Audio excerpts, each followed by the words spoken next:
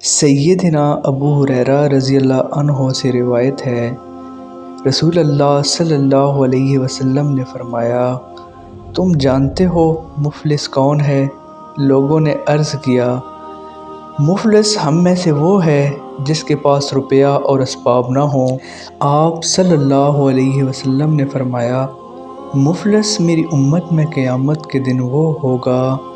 جو نماز، روزہ اور زکوٰۃ لائے گا، لیکن اس نے دنیا میں ایک کو گالی دی ہوگی،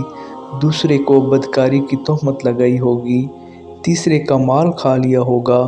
چوتھے کا خون کیا ہوگا،